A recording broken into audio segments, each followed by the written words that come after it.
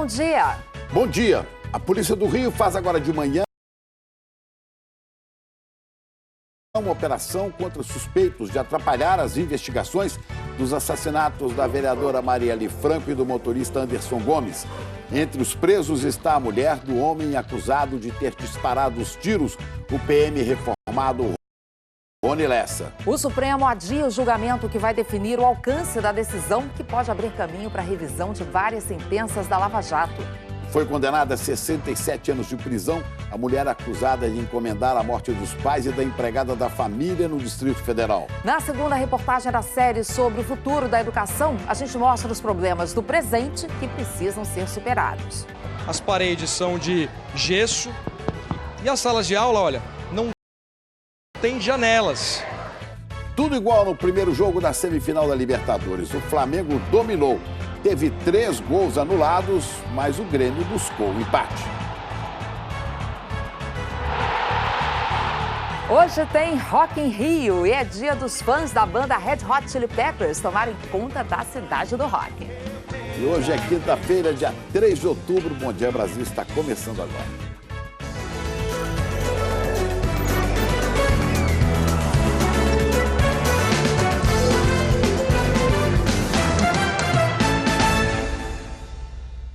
A Polícia Civil e o Ministério Público do Rio de Janeiro prenderam agora de manhã 4 suspeitos de atrapalhar as investigações dos assassinatos da vereadora Marielle Franco e do motorista dela, Anderson Gomes. Então vamos direto ter as primeiras informações dessa operação com a repórter Beth Luquezzi, que acompanha desde cedo essas prisões. Bom dia, Beth.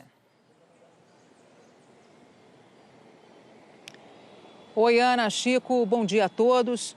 Todas essas pessoas são ligadas ao policial militar reformado Rony Lessa, que está preso desde março, acusado de ter feito os disparos que mataram a vereadora Marielle Franco e o motorista Anderson Gomes. O empresário Márcio Montavano, conhecido como Márcio Gordo, foi preso na casa dele na zona oeste do Rio, onde a polícia também cumpriu mandados de busca e apreensão. Márcio Gordo é suspeito de retirar uma caixa com armas de um endereço da quadrilha um dia depois da prisão de Rony Lessa.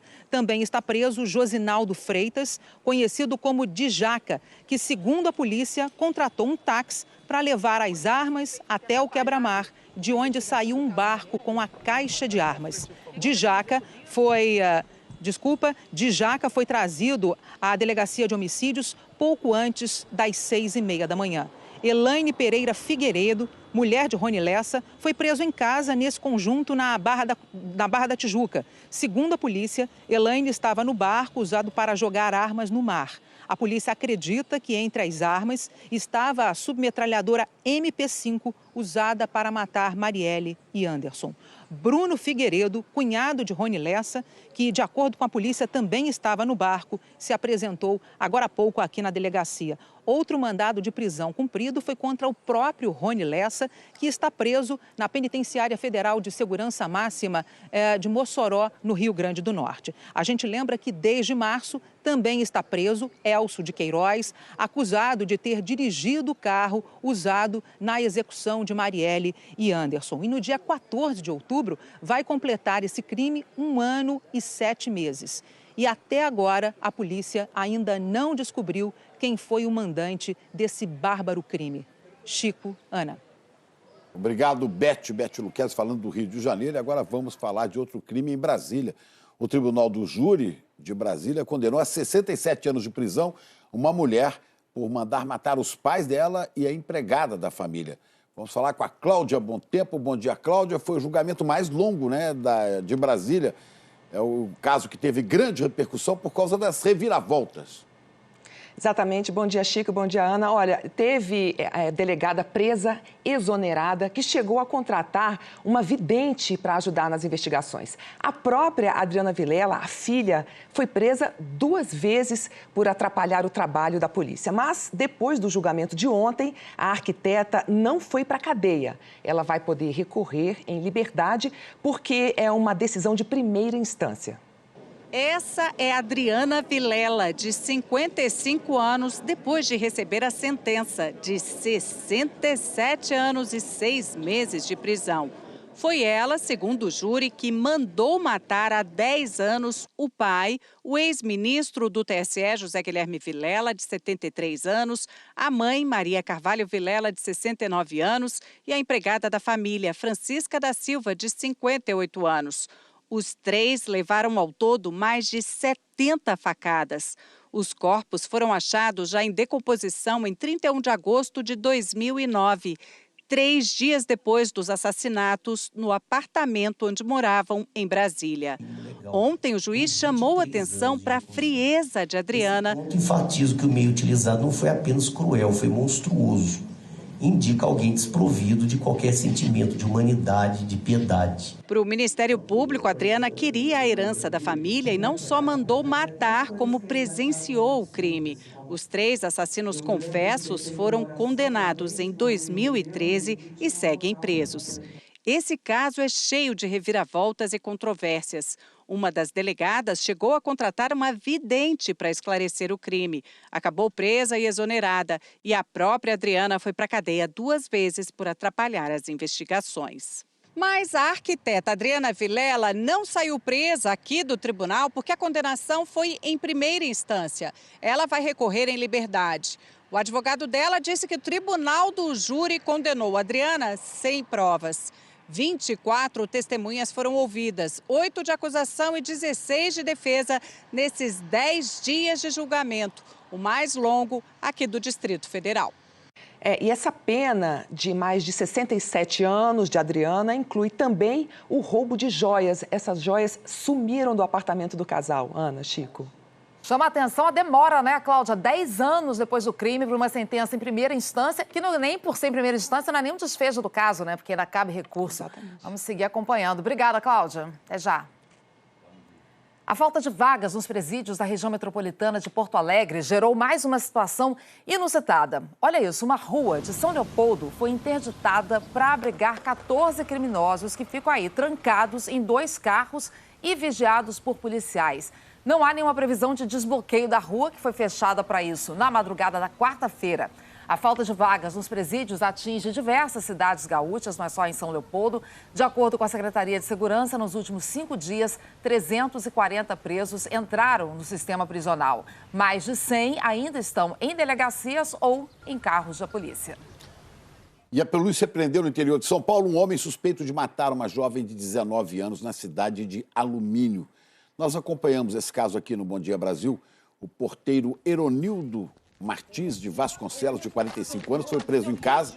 Ele é suspeito de matar a Aline Dantas, que desapareceu no começo de setembro, depois de sair de casa para comprar fraldas para a filha.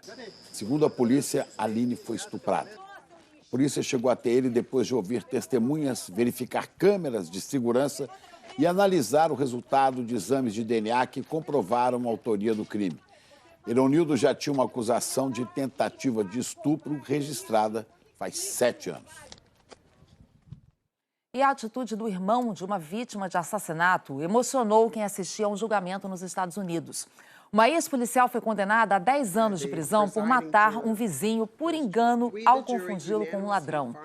Depois da sentença lida pela juíza, o irmão da vítima pediu permissão para abraçar a condenada. Durante o abraço, o rapaz disse à ex-policial que o irmão dele a amava como pessoa. O gesto emocionou até a juíza do caso, que também abraçou a condenada e a família da vítima. E o goleiro Bruno Fernandes, condenado pela morte da modelo e ex-amante dele, Elisa Samúdio, vai voltar aos gramados no próximo fim de semana. Vamos falar em Belo Horizonte com a Liliana Junger. Bom dia, Liliana. Ele foi contratado por um time aí do sul de Minas, né? Isso mesmo, Chico. Bom dia para você, Ana. Bom dia para todo mundo. Bruno foi anunciado como um dos reforços para a próxima temporada do Poços de Caldas Futebol Clube, que vai disputar a 3ª divisão do Campeonato Mineiro no ano que vem. A contratação foi em agosto, mas Bruno, que agora cumpre pena em regime semiaberto domiciliar em Varginha, também no sul de Minas, precisava de uma autorização da Justiça para poder viajar até Poços de Caldas. Essa autorização saiu ontem. O goleiro vai participar de um amistoso com o Independente de Juruáia no sábado. Ele pode sair às 6 da manhã de Varginha e deve voltar até às 9 da noite. Bruno foi preso em 2010 e em 2013 foi condenado a 20 anos e 9 meses de cadeia pelo sequestro e morte de Elisa Samúdio, com quem ele teve um filho. Em julho deste ano, o goleiro foi autorizado a progredir para o regime semiaberto. E esse vai ser o segundo time de Bruno desde que ele foi condenado. Em 2017, ele defendeu o Boa Esporte de Varginha. Chico, Ana. Verdade, a gente lembra. Obrigada, Liliana. Vamos voltar para Brasília. O Supremo Tribunal Federal adiou a votação sobre o alcance da decisão de que réus delatados devem falar por último na fase final do processo. É uma mudança que pode levar a anulações de condenações da Lava Jato. O presidente do Supremo, Cláudia, chegou até a levar uma proposta, mas aí essa análise ficou para uma próxima sessão. Exatamente, Ana. Esse julgamento ele chegou, de fato, a ser marcado para hoje. Mas como alguns ministros avisaram que não poderiam participar dessa sessão, o presidente da Corte, Dias Toffoli, resolveu desmarcar. Ele entende que o plenário deve estar completo para essa decisão. Quando a sessão de ontem começou, já havia uma maioria. Réus delatados devem falar por último. Com os votos dos 2 ministros que faltavam, o Supremo Tribunal Federal confirmou o entendimento de que em ações onde há delação premiada, o réu delatado tem o direito de ser ouvido por último. Foram 2 votos divergentes. Marco Aurélio Mello concordou com o relator, ministro Edson Fachin, e disse que não há motivo para diferenciar a ordem para as manifestações de delator e delatado. Entender que o delatado deve falar após o delator é esquecer que ambos têm condição única no processo, ou seja, de réus, estabelecendo-se ordem discrepante da versada na legislação de regência. A delação sempre existiu e não é nada além de depoimento revelador de materialidade criminosa e indícios de autoria, e por si só, porquanto originado esse depoimento de um dos envolvidos na prática delitiva, não serve à condenação de quem quer que seja. O presidente do tribunal, ministro Dias Toffoli, votou com a maioria para que o delatado tenha o direito de se manifestar depois. Nós não estamos falando só dos casos que são julgados nesta corte. São de todas as investigações que ocorrem em todas as delegacias de polícia do Brasil. Em todos os fóruns, em todas as varas criminais. Não é pouca coisa. Nós vamos tirar esse direito do cidadão brasileiro de falar por último? Estou convencido, mais uma vez, pedindo vênia aos respeitosos votos em sentido contrário, de que há constrangimento ilegal na hipótese em apreço, porque as garantias constitucionais da ampla defesa e do contraditório asseguram o direito de o acusado, delatado, se contrapor a todas as cargas acusatórias. Havia uma expectativa de que o Supremo definisse já nesta quarta-feira se essa decisão afetaria outros casos semelhantes. A proposta do presidente do tribunal é para que o novo entendimento seja aplicado apenas a quem já apresentou recurso na primeira instância e que comprove que teve prejuízo por não ter falado por último. Mas o julgamento foi adiado e ainda não há previsão de quando será retomado. Então, portanto, para deixar claro, essa definição de regras sobre em quais situações pode haver nulidades nos processos em que há delatores e delatados foi adiada e não há, por enquanto, uma nova data. Vamos aguardar, né, Ana e Chico?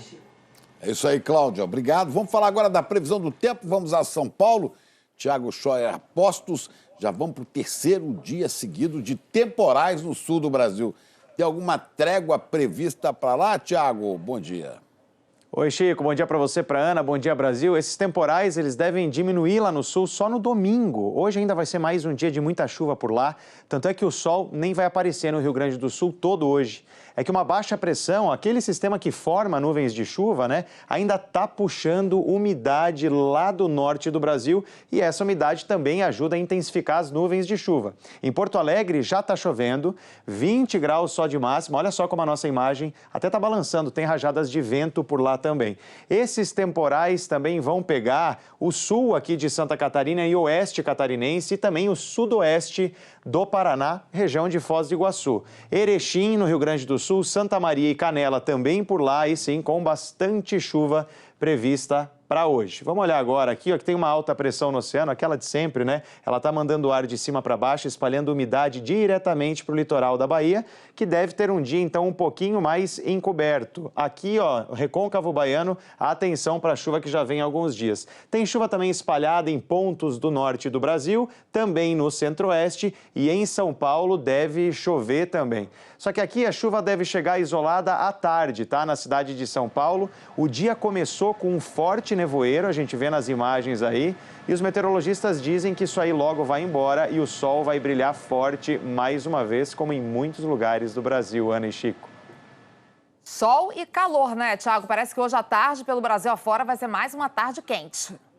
Muito quente, tempo firme também, né? Em muitas regiões, temperaturas altas. Só no sul é que fica menos quente por causa da chuva. Vamos olhar as máximas aqui, ó. Você pode ver que lá em Porto Alegre eu falei, né? 20, 24 em Floripa. Agora Rio de Janeiro com 35, 33 em BH e 33 lá em Brasília. Inclusive o Rio já começou o dia com muito sol, tempo firme, bela imagem aí feita pelo Globocop. E aí às 9 da noite vai estar uns 25 graus, tá? Hoje tem Rock in Rio, vamos lembrar, né? Volta hoje, vai até domingo e eu preciso te contar aqui, sexta e sábado, o dia todo com tempo firme e calorão. No domingo deve rolar uma chuva aí para quem for para o Rock in Rio só à noite. Ana e Chico é com vocês. Tá certo. Obrigada, Thiago. Até amanhã. Até amanhã. Na Coreia do Sul, 6 pessoas morreram por causa da passagem de um tufão. A região sul do país sofre com as enchentes provocadas pelo tufão Mitag. Centenas de casas e lojas foram inundadas. O Mitag é o 18º tufão da temporada. E no México, um dos vulcões mais ativos do país entrou em erupção. A coluna de gás e cinzas chegou a 2 quilômetros de altura. Desde ontem, já foram registradas mais de 200 explosões.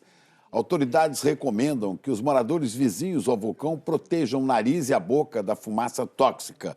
O Popocatépetl está a 70 quilômetros da capital, México. Um pescador que pulou de um barco ficou quase 20 horas em alto mar aguardando socorro no litoral do Maranhão. Ele foi resgatado pela Marinha, que agora investiga esse caso. Essas imagens feitas pela Marinha mostram o momento do resgate do pescador feito com um helicóptero, depois que ele já havia sido retirado do mar por tripulante de um navio. Francisco das Chagas dos Santos Pinto, de 45 anos, ficou sozinho no mar a 200 quilômetros da costa maranhense, das 2h50 da madrugada até as 10 da noite de terça-feira. Ele contou que estava em um barco de pesca e que pulou no mar depois de ser ameaçado por um tripulante, com quem teria se desentendido. O pescador disse no depoimento à Capitania dos Portos que passou as quase 20 horas boiando ou às vezes nadando quando precisava. Afirmou que o mar estava bastante agitado e o sol forte durante todo o dia. Enfrentou a fome e a sede, mas disse que estava decidido a não desistir. Rapaz, tem um momento que eu desisti, que eu ia não conseguir não, vou morrer mesmo. Ao saber da coisa, não vou desistir não, vou botar pra frente. A gente já abriu um inquérito para apurar as circunstâncias do acidente e a oitiva dele é fundamental. Depois disso, a gente vai levar para um familiar aqui próximo, que ele alega ter. Francisco foi medicado em São Luís. Estava desidratado, mas sem grandes complicações. Ele é do Piauí e vai ficar provisoriamente na casa de parentes na região metropolitana da capital maranhense. Ficou com um pouco de trauma de alto mar ou vai voltar a pescar logo quando voltar? Agora não, dá um tempo. Dá um tempo. Olha, do Oceano Pacífico chega também uma história inusitada de sobrevivência no mar. 3 homens foram resgatados depois de passarem 7 horas agarrados em pacotes de cocaína. O barco deles naufragou depois de ter sido atingido por uma onda a 50 quilômetros da costa da Colômbia. Eles foram socorridos pela Marinha colombiana, mas não tiveram um final completamente feliz, porque os 3 vão ficar presos enquanto enfrentam um processo por tráfico de drogas. O curioso é que as principais provas contra esses três são justamente aquelas boias que eles usaram para salvar a vida.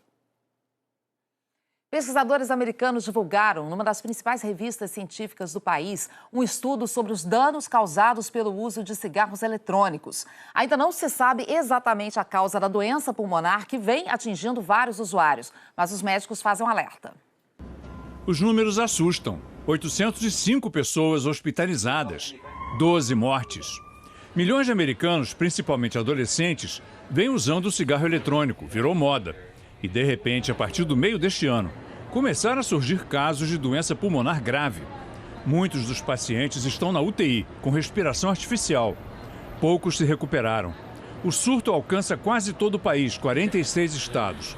E a causa permanece desconhecida.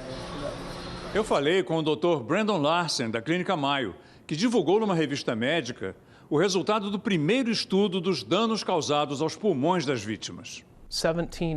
Ele observou amostras do tecido pulmonar de 17 pacientes internados em estado grave. 2 morreram. Em nenhum dos casos foi achado vestígio do óleo de vitamina E, ao qual vinha sendo atribuído o problema. O pulmão, ele diz, parece ter sido queimado por uma fumaça química. A maioria dos pacientes, 70%, usou o cigarro eletrônico para inalar THC, a substância psicoativa da maconha.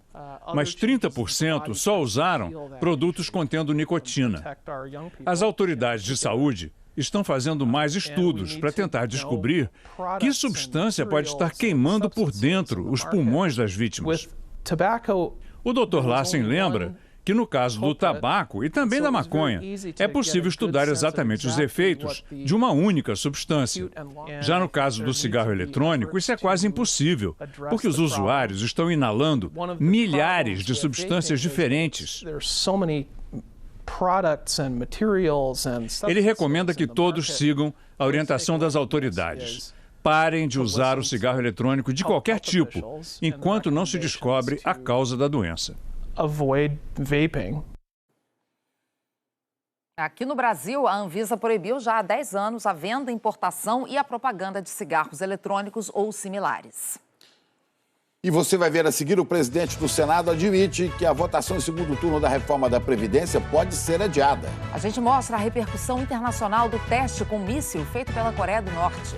E na nossa série de reportagens sobre o futuro da educação, os desafios que precisam ser enfrentados para melhorar a qualidade de ensino no país. Agora são 8h22, hora de Brasília.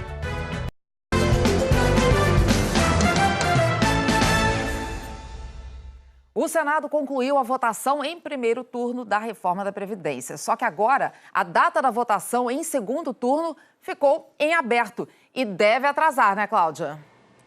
Exatamente, Ana. Olha, essa conclusão da reforma da Previdência no Senado pode ficar para a segunda quinzena de outubro.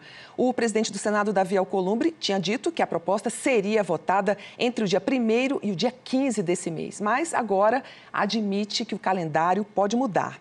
Depois de muitas negociações, a votação do primeiro turno foi concluída ontem com a rejeição de 3 destaques. Agora, só falta a votação em segundo turno, mas muitos senadores já começaram a apresentar suas exigências.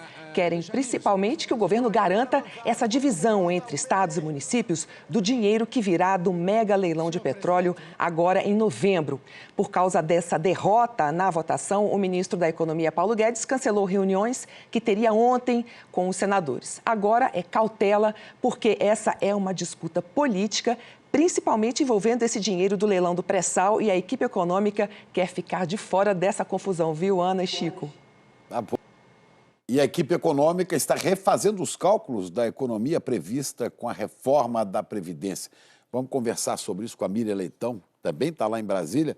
Bom dia, Miriam. Essa reforma é a mais ampla já feita, só que ela foi desidratada, né? Foi sim, Chico, Ana, bom dia a todos que nos acompanham. Foi desidratada e eu quero contar o tamanho dessa desidratação. Ela começa com o governo avisando que ia ser uma economia de 1 trilhão e 100 bilhões. Depois o governo refez esse cálculo e chegou a 1 trilhão 253 bilhões. Isso é o começo. Ontem, o mercado financeiro estava fazendo um cálculo de que, no final das contas, chegou a um pouco mais de 700 bilhões. Esse é o tamanho da perda, alguma coisa como 500 bilhões ao longo do processo de tramitação. Em alguns casos, foi aperfeiçoamento, como aquele do benefício de prestação continuada. Outros foi desidratação e defesa de interesses de grupos que já têm privilégios. Não é? Um deles, que irritou muito o ministro Paulo Guedes, foi a mudança da regra de transição para quem tem mais de 16 anos de serviço público, ou seja, entrou antes da reforma do ex-presidente Lula, antes de 2003, que já tem a paridade, a integralidade esse grupo teve uma regra de transição mais suave. Mas o próprio presidente Jair Bolsonaro entrou nessa desidratação pedindo vantagens para a Polícia Federal, a todos os policiais federais. Então, ao todo, né, teve esse processo e se chegou nesses 700 bilhões, um pouco mais, um pouco menos. Mas, de qualquer maneira, é a reforma da Previdência mais ampla já feita no país. A reforma do ex-presidente Fernando Henrique ficou apenas no INSS. A reforma do ex-presidente Lula ficou no setor público. Esse abriga todos os lados. Portanto, perdeu muito, mas ainda é a maior. Chico, Ana. Agora, Miriam, com mais essa diminuição da economia prevista na reforma, o governo está estudando aí se vai rever as contas do Pacto Federativo. Pois é, agora tem essa coisa complicada que a Cláudia Bontempo estava explicando aqui. Então, por que o petróleo entrou na história? É porque os estados querem uma participação maior nesse dinheiro desse leilão, que vai ter esse ano, de 106 bilhões, vai ter essa receita, tem que pagar a Petrobras, e uma outra parte fica, então, para os estados, municípios e o governo federal, eles querem uma parte maior. Não tem nada de errado eles lutarem por esse dinheiro, porque eles estão ali para representar os estados. Se o governo quiser retaliar, ou seja, vou descontar o que vocês me tiraram daqui, eu vou descontar nesse dinheiro que eu entregaria para vocês, cria-se um clima de conflito. E nesse conflito, o governo perde, todos perdem. Porque é bom lembrar que até agora, a reforma da Previdência chegou até agora pelo esforço de líderes que são de partidos que não integram o governo, que não são governistas. Presidente da Câmara, presidente do Senado, se esforçaram bastante, líderes dos partidos, de outros partidos que não fazem parte da base do governo. Aliás, o governo optou por não construir uma coalizão e tem uma péssima e tem uma muito fraca relação com o Congresso. Essa articulação é muito fraca, muito criticada. Portanto, se chegou até aqui, chegou pelo esforço geral e não pela articulação do governo. Se o governo quiser retaliar, essa situação pode piorar. É melhor ter cautela mesmo. Chico, Ana. Obrigada, Miriam. Até mais. Vamos seguir em Brasília. O novo Procurador-Geral da República, Augusto Aras, deu uma entrevista exclusiva à repórter Isabela Camargo depois de participar de uma cerimônia no Planalto. E nessa entrevista, Cláudia, o novo procurador falou sobre decisões recentes do Supremo Tribunal Federal. Exatamente, Ana. O Aras falou sobre essa decisão do Supremo que proibiu compartilhamento de informações do antigo COAF para investigadores sem uma autorização prévia da Justiça. Toda e qualquer decisão que obste o devido compartilhamento de forma genérica e abstrata de informações dessa natureza pode contrariar este nosso princípio consagrado na lei e na doutrina, que é do dever do servidor público, do agente público, de comunicar à autoridade competente os atos ilícitos de que tenha conhecimento. É dever do servidor que atua na área financeira comunicar eventual ilícito de que tenha conhecimento, principalmente em razão do exercício das suas funções? Augusto Aras também falou sobre o inquérito que apura ofensas e ameaças aos ministros do Supremo Tribunal Federal, aberto em março. A medida gerou críticas do Ministério Público e no meio jurídico. vamos estudar primeiro a questão da sua validade, do ponto de vista constitucional e legal. E segundo, vamos suscitar, vamos defender a prerrogativa do Ministério Público Federal, no particular, de se manifestar dentro do sistema acusatório constitucional, necessariamente, de forma a fazer prevalecer as suas posições, tendo em vista que nós temos uma ordem jurídica estabelecida. E eu não quero aqui fazer nenhuma comparação institucional de uma instituição ser mais importante que a outra.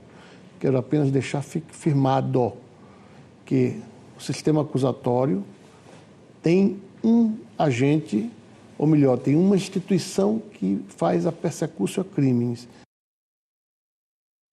No discurso de posse, Augusto Aras citou a Lava Jato e prometeu um combate intransigente à corrupção. Ana, Chico. A Coreia do Norte confirmou que lançou um novo tipo de míssil. Dessa vez, o disparo foi feito de um submarino. Vamos falar em Londres com o Rodrigo Carvalho. Como é que foi a reação a esse teste dessa vez, hein, Rodrigo? Bom dia. Bom dia, Chico, Ana, bom dia para todo mundo. O líder norte-coreano Kim Jong-un, que sempre vai a esses testes, dessa vez não participou, mas parabenizou a equipe num comunicado. Foi um míssil disparado verticalmente de uma plataforma debaixo d'água. O que preocupa muitos países é que esse míssil tem a capacidade de carregar ogivas nucleares. O teste foi feito horas depois de a Coreia do Norte confirmar que vai retomar negociações com os Estados Unidos sobre o arsenal nuclear no próximo sábado na Suécia.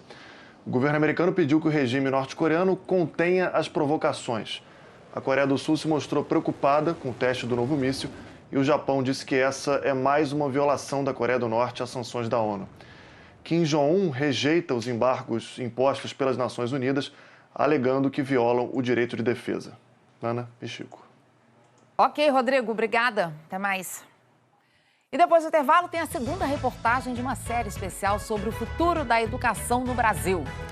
Hoje você vai ver que investimentos precisam ser feitos para melhorar a qualidade de ensino. Agora, 8 horas e 35 minutos, hora de Brasília.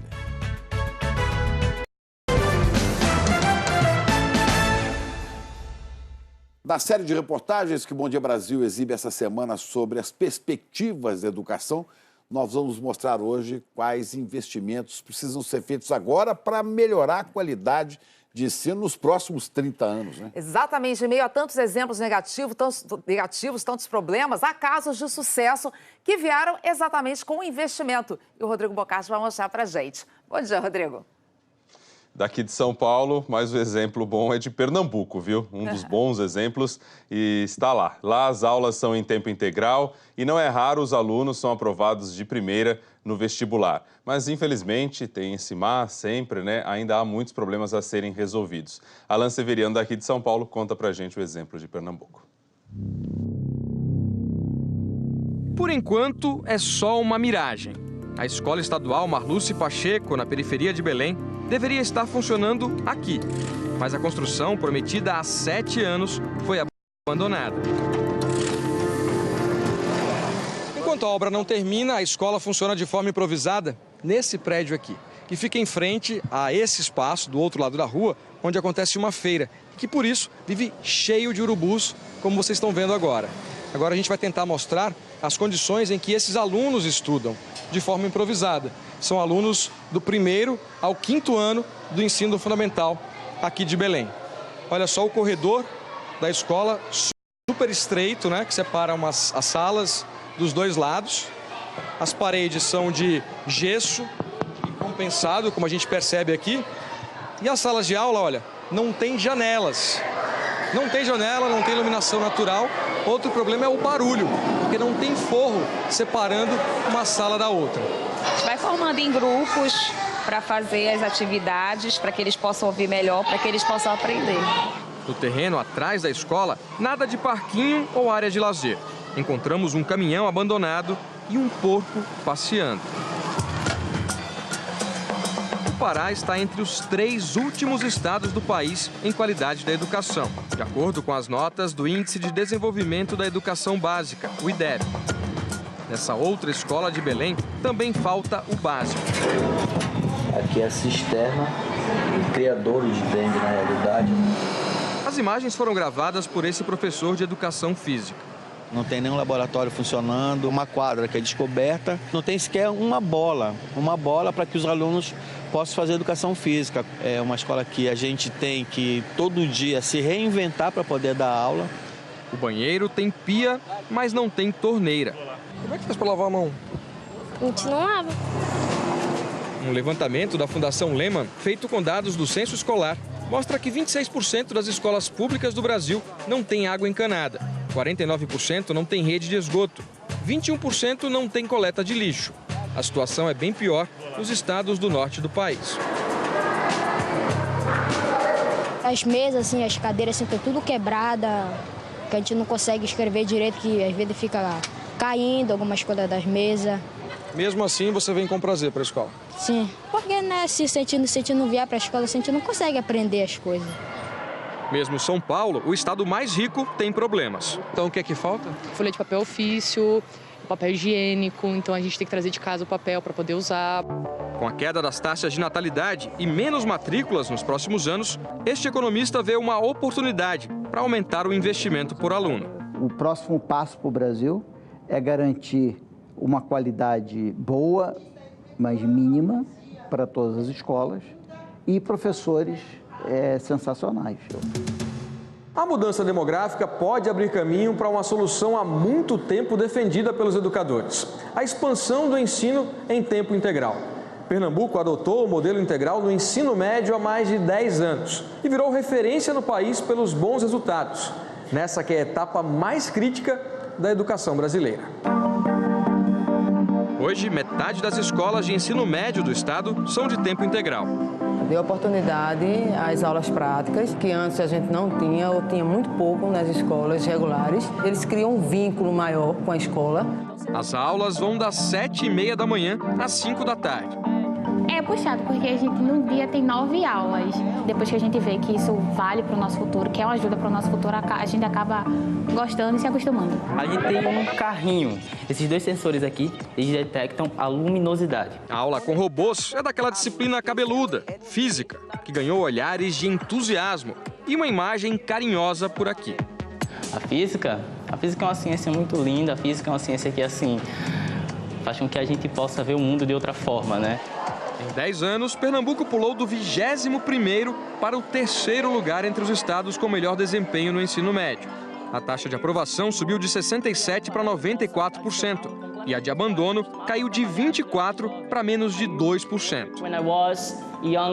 O Ceará começou a copiar o que Pernambuco vem fazendo, o Espírito Santo vem copiando, São Paulo vem copiando isso. Na verdade, a receita para dar certo é olhar o seguinte, olha, o que explica o sucesso dessas políticas nesses estados? E como que eu pego esses ingredientes e faço uma outra receita? Essa é realmente a saída para a gente conseguir ter uma escala maior dessas experiências de sucesso. O Elton é fruto dessa experiência. Terminou o ensino médio no ano passado e foi aprovado de primeira no vestibular de uma universidade pública. O agora aluno de educação física quer voltar à escola onde estudou para fazer a roda da educação girar. Quero ser professor daqui da escola mesmo. Toda a base foram eles que me deram, então quem sabe um dia eu possa retribuir. Numa sociedade, o principal é a educação e através da educação você pode conseguir as demais coisas. A Secretaria de Educação do Pará informou que abriu uma licitação emergencial para reconstruir a escola professora Marluce Pacheco Ferreira, em Belém.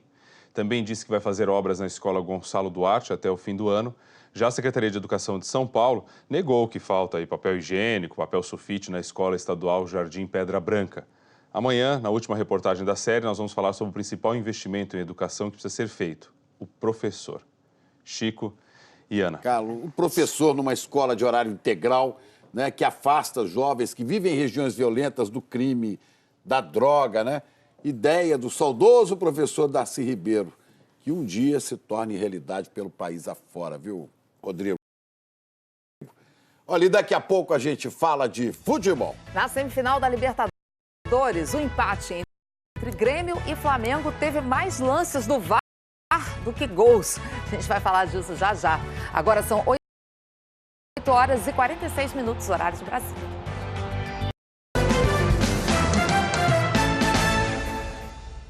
Estamos de volta já aqui com o Felipe Diniz para falar com a gente do esporte. Bom dia, Felipe. Começou a semifinal brasileira da Libertadores.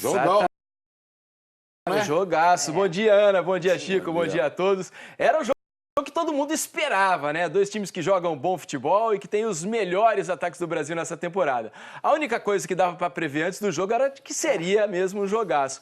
E nesse aspecto, o primeiro encontro entre Grêmio e Flamengo não decepcionou ninguém. Mais de 50 mil torcedores lotaram a Arena do Grêmio para um dos melhores jogos do ano. Quem estava no estádio viu lindas jogadas dos dois times. Olha o gol por baixo!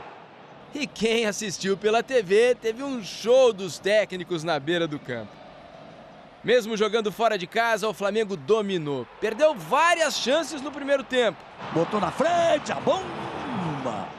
E quando Everton Ribeiro enfim mandou para a rede, não valeu. Gabigol fez falta em Kahneman, fora do lance. Com as duas mãos no peito do Kahneman. E teve mais gol anulado do Flamengo. O Gabigol comemorou, disse que não estava impedido, mas o VAR marcou. Impedimento milimétrico. Foram 45 minutos de desespero para o Renato Gaúcho. O Flamengo dominou o primeiro tempo, o Grêmio assistiu o Flamengo jogar. Conversamos no intervalo do jogo, a equipe voltou bem melhor. É verdade, a torcida do Grêmio estava na esperança de ver o Everton Cebolinha marcar. E ele só não fez o gol porque o Diego Alves fez essa defesaça. Olha o Grêmio chegando, com perigo! E mais essa, no chute do Matheus Henrique. Outra defesa de Diego Alves. No nosso melhor momento da partida, o Flamengo fez o gol. E foi com o cruzamento do Arrascaeta. Cabeçada imaginária do Jorge Jesus e outra pra valer do Bruno Henrique. Flamengo 1-0. Olha o gol! Olha o gol! O Flamengo ainda teve mais um gol anulado do Gabigol. Aí brilhou a estrela do Renato Gaúcho, que colocou o Maicon e o PP no jogo. Do Maicon pro Everton, do Everton pro PP. 1-1 no placar. Como tínhamos previsto, sabíamos que isto era uma eliminatória com 2 jogos e que este jogo não ia resolver nada. O Flamengo deveria ter sido aqui com uma vitória, porque foi melhor em todos os aspectos. Então é Maracanã, continua afirmando que o Flamengo é o favorito, tem uma grande equipe, agora tem mais 90 minutos. Pois é, então vamos dar uma olhadinha como é que ficou a situação depois desse empate por 1-1. A gente fez aqui uma ilustração para mostrar. O próximo jogo só daqui 3 semanas, hein? Dia 23 de outubro. Com o empate por 1-1, 0-0, porque o gol fora de casa tem um peso a mais, né, do que o gol marcado em casa. Então, 0-0, empate classifica o Flamengo. Exatamente. Se tiver novo 1-1, decisão por pênaltis. Se empatar o jogo por 2-2, 3-3, 4-4, qualquer placar acima de 2 gols para cada lado, aí o Grêmio é quem se classifica para a grande decisão. Olha, e ontem a gente teve também 2 jogos do Campeonato Brasileiro, jogos que estavam atrasados. Mas nós temos que falar, né, Chico? Não tem outro jeito. Vamos começar por Chapecó, muita chuva lá, Chapecoense e Corinthians. E o Danilo Avelar, depois do escanteio, subiu mais do que todo mundo para fazer o gol da vitória do Corinthians, 1-0, Corinthians 4º colocado. Lá o teu Galo não foi muito bem, não. Olha, o gol do Otero, o Galo até saiu na frente. Que fase do Galo, né? Mas aí o Vasco conseguiu a virada, gol de pênalti do Rossi. Depois o Rossi cruzou essa bola aí. E o Marcos Júnior dominou bonito, bateu forte para fazer aos 48 do segundo tempo. Sofrimento extra para você, Chico. 2-1 para o Vasco. O Atlético está cada vez mais atrás ali, mais longe do G6. Tá certo. Obrigada, viu, Felipe? Obrigado, foi um prazer. Bom, Felipe. Voltamos numa próxima. Até a próxima. Tchau, bom dia. Olha, a seguir tem Rock in Rio. A gente mostra os preparativos para a segunda semana de festival. Hoje tem Red Hot Chili Peppers. Agora são 8 horas e 54 minutos, horário de Brasília.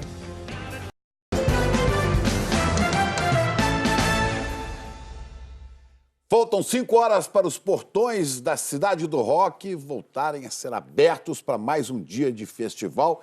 E no palco principal, Ana, no palco do rock, estarão os sucessos nacionais. É o rock brasileiro dos anos 70. É. E também sucesso americano. Vai ser uma mistura, né? O Diego Aidar já tá por lá na Cidade do Rock para falar de mais esse dia de Rock in Rio pra gente. Diego, bom dia. Já vimos que vai ser tudo misturado no Palco Mundo e no Palco Sunset.